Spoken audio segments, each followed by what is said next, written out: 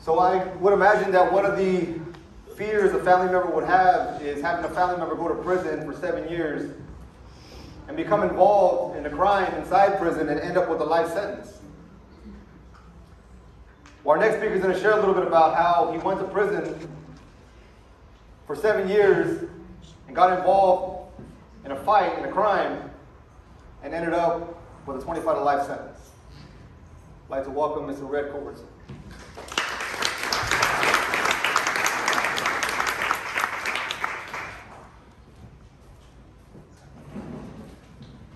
How's everybody doing tonight? So by show of hands, who has loved ones in prison right now? I know we're praying for that vaccine to kick in so you can get rid of those video visits, right? I know.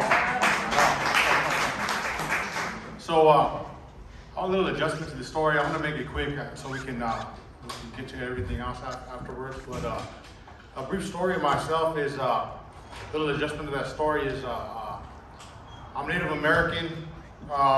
LA born, reservation raised back and forth. Ended up in a bad area in harbor area of Los Angeles. My mom did her best to move us to a better area, where she thought there would be no gangs and nothing. And I found a lot of being Native American, and I don't play myself as a victim here. I never was, but it was hard to embrace. The only people that embraced me were Mexicans, right? Because I looked like them, and we had the same skin color, right? So I found that embracement. And I remember at a young age, I ran away because I wanted to be with my friends in the streets. My mom was always working. We were on Section 8 just to stay in this better area. And cops got me and put me in the back of a cop car. So we're probably about 11 years old, right? That's me right there. Unfortunately, I'm happy I'm rid of that.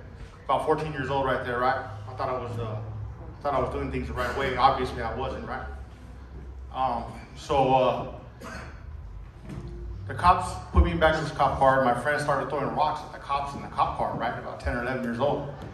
And I thought, man, that's love right there, man. These guys love me, I was like, man, these guys would do anything for me, right? And I found an embracement and I held on to it. I was like, man, I'll do anything for these guys. Anything, right? And as I got older, what I didn't realize at the time is those were criminal actions, right? Those were criminal beliefs. Those were criminal mindsets that were being displayed that night that I latched onto when I held dear in my heart, right? That I looked up to. And so, through my time like that, that was how I was for most of my youth.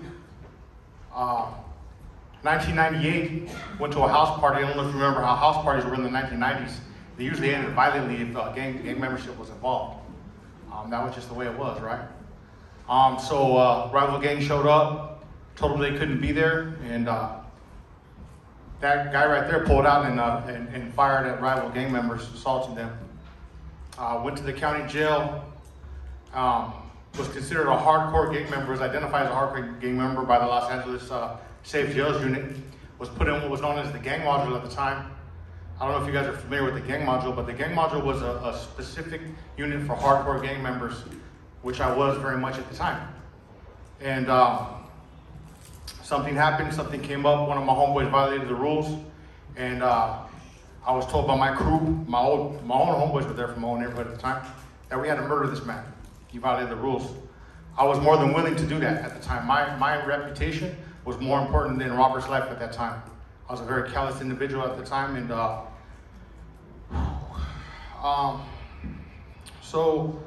was only facing about 3 years. I got lucky. The guys didn't show up to court to testify. You guys know how the gang rules go in that world. They don't show up to testify. They bungled the firearm, and I had a paid lawyer. I had a loving family, and I was offered a 3-year deal. Before that happened, we murdered Robert. So, as you can imagine, they ad charged me with first-degree murder.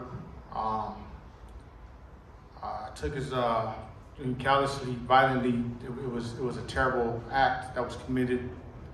But I take full responsibility for those actions.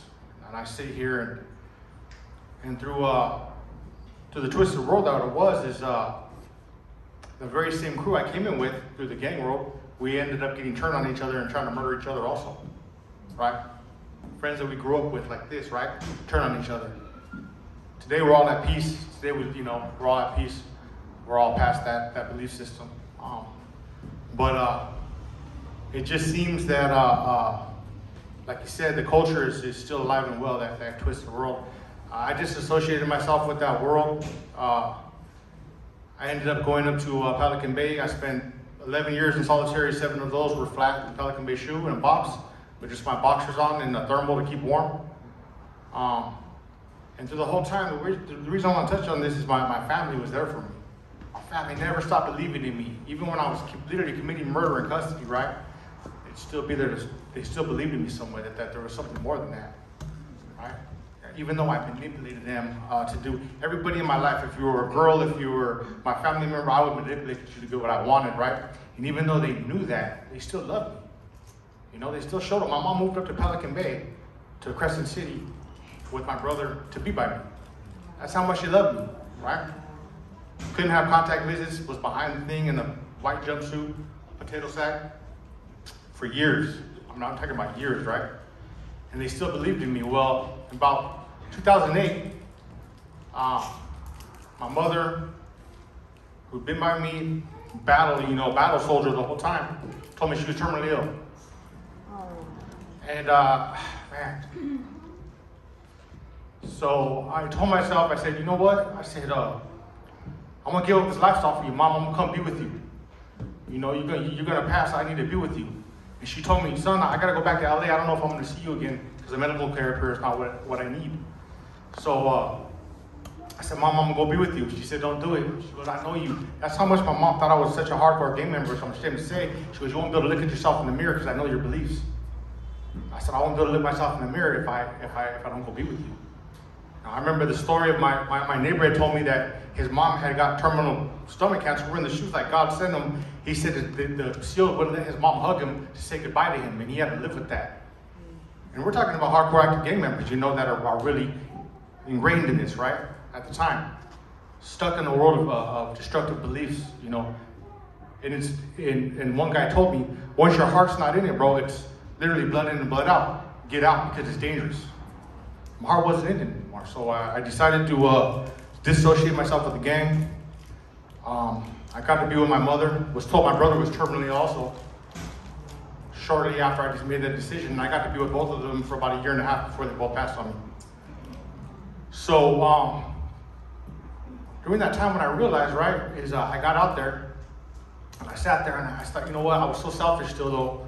I was still feeling, obviously mourning. But I sat there and it clicked in my head. I said, you know what? Robert's sister used to come to court. And I had murdered her brother, right? And I said, man, this is how she feels every day when she wakes up, right? She misses her brother the way I do. She misses her mom. She misses her brother the way I miss my mother. And at that time, I was so selfish until it happened to me. I didn't understand what empathy was, right? That it was so terrible what I was doing, that the actions that I had caused. And I decided to start changing, right? I got sent to Donovan, a couple of these gentlemen here. And there was a lot of violence there also. Even though it was a dissociated yard, it was still very violent. But I chose to dissociate myself from the actions and not victimize anymore, right? And I wasn't perfect, believe me. What I figured out is after I got rid of my drug habits, my alcohol habits, I still had behavior problems that were there before I even started using drugs, right? I had to address those. I had some bad habits. And so by the grace of God, I remember I was sitting in the cell and I was looking, I swear to you, I looked up, there was a little bit of writing in the cell and it said, Jesus is here, right? And I was like, man, I'll never forget that. And if I wasn't in the vandalism, but I got to another cell before I left, a few years before I left. And I got a pen and I put, Jesus is here. Right? Just in case somebody needed that, right? Because someone did that for me, right? So it's just ironic how things work out, right?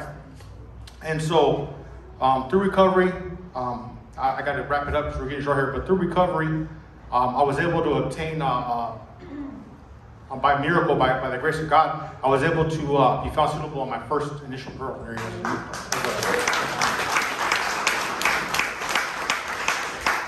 So I was released on April 29th of last year, and I've been on the road to recovery through Kathleen, right? She got me a job at Prep, right? So now what I do is okay, thank you. Yeah, so I was able to be released, and I was able to get a job at prep. And now, so what I do is I work for the Catholic Archdiocese for the Restorative Justice Department, right? And so what I do is I answer hundreds of letters a week from prisoners, and we advocate for self-help at prep, right? So, and what's weird is like a piece of me goes back in there with those letters, because when I'm writing a letter to Pelican Bay, when I'm writing a letter to Calipatria, to New Folsom, to all these places I've been, I know what it feels like. I can feel them in there, right? And it's a reminder, right, of, and it keeps me humble too. It keeps me focused, because I don't ever want to go back to those places, because they're very dark and very ugly at times, right? Very scary at times, right? So, so now, and also afterwards, Q&A, I brought a bunch of stuff from prep. Flyers you guys can send to your loved ones. We offer multiple courses. We're literally running CDCR's recovery and rehabilitation program right now because they're down with COVID, so we're very, very busy. But we're never too busy to accept more people, right?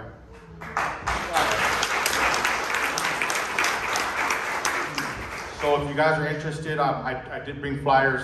What we provide, the service is free. There's no charge. All we ask is that they take their time and internalize it. Prep is not for release, we're for change.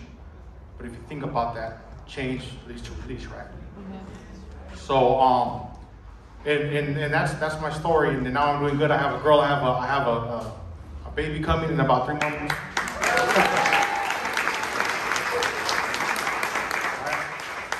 And you know, things are going all right now. But I just want to thank everybody for coming out. And I'm going to cut it short because I know you guys want to get to we got other speakers coming.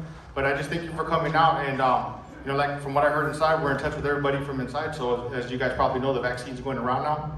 So I look forward to you guys being able to see your loved ones. And don't ever lose hope in your loved ones, right? Because I was like as bad as they could be, right? I was bad. I was bad news for a long time. But that was just a mask, you know. That wasn't who I really was, you know. So thank you guys for coming out. Thank you.